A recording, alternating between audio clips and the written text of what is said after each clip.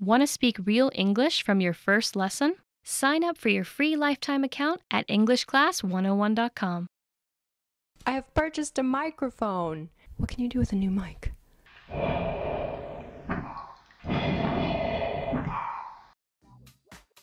Hi everybody, my name is Alisha. Welcome back to Ask Alisha, the weekly series on our YouTube channel where you ask me questions and I answer them. Maybe. So please remember you can submit your questions to me at EnglishClass101.com/AskAlisha. First question. A lot of you have asked about what to do to get a voice that sounds like mine. When I'm making these videos, I'm specifically trying to speak clearly, so I'm clearly separating my words.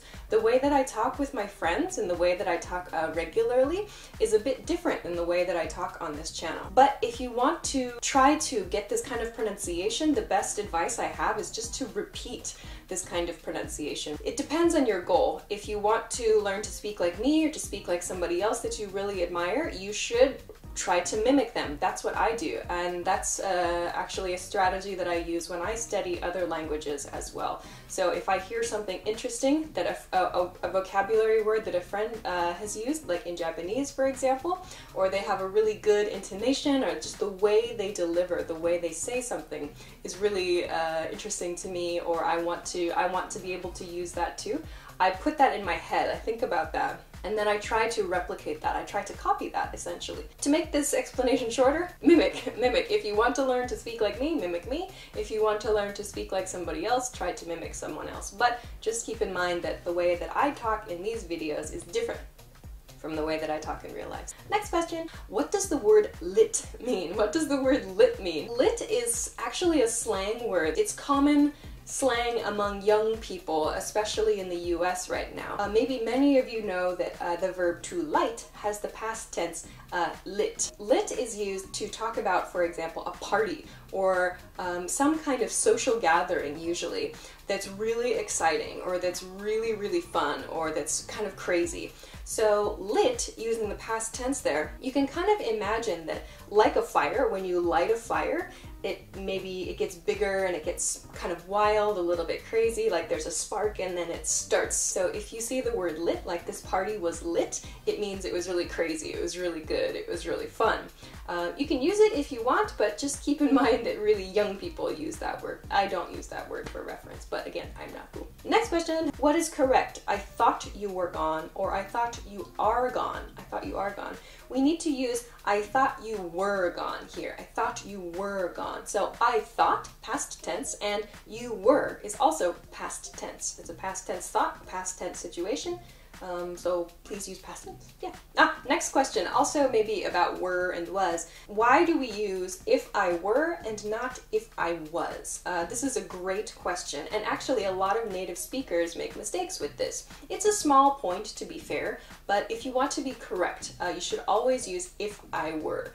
This is a grammar point. It refers to the subjunctive mood. The subjunctive mood. An explanation of subjunctive is a bit beyond the scope. It's a bit much for this video, but we will always use if I were. When the subject there is I in the conditional, if I were, we always use were. You will hear native speakers say if I was, if I was. If you want to be extremely strict and extremely nitpicky, were is actually the correct one, but if you use was, if you make a mistake and you use was, you will still be understood. So, but yes, this is related to the subjunctive mood in English. Next question. Okay, next one isn't really a question, but something I have noticed that many of you do.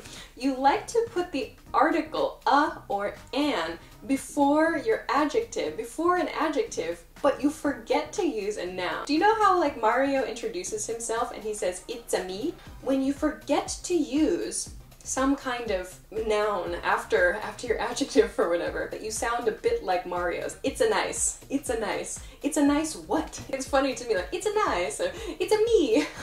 You need to include the noun that you're referring to. It's a nice video, or it's a nice explanation. It's nice, or it's bad, or it's good, or this was a nice explanation. But don't forget to use your noun after you use the adjective. It's a nice something. It's a good something. It's a bad something.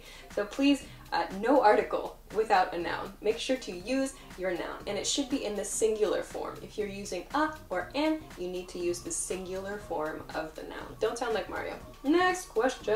What does it mean they can't take that away from me? Who are they? And what does take away mean? We use the word they to mean generally just other people outside of us. This is used a lot to talk about like news or to talk about general opinion. They say that this pizza is the best pizza in the city right now. They say that your English will only improve if you study every day. They say that the most difficult thing you can do in your life is move to another country. They is just anyone. Second point, what does take away mean? Take away means to some object that belongs in one location is removed from that location. Like take away food.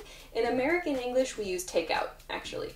But take away food is a similar idea, especially like in British English, take away. So you take away your food from the restaurant. So you're taking something else. You're removing your food from the restaurant. So in the expression, they can't take that away from me, they, meaning other people outside you, can't take something away from you. Next one. What does the phrase don't be a creep, don't be a creep mean? I think Michael talked about this on an old English topics video. So I talked in a live stream about the word creepy, adjective creepy. So something that causes like nervous suspense is something that's creepy. The word creep is used as a noun. Don't be a creep. A person who is creepy. A guy can be a creep. A girl can be a creep. So a creep is someone who causes creepy feelings. Like, oh, something bad might happen. I feel nervous. Like, that person's a little strange, a little weird. That person is a creep. He's a creep. She's a creep. So don't be